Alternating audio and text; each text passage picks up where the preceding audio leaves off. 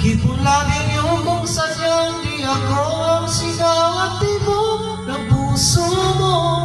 Mabuti at nalaman ko na ako'y di mo gusto. Huwag kang mag-alala kung sadyang di ang lahat na pinagpangarap mo. Kung wala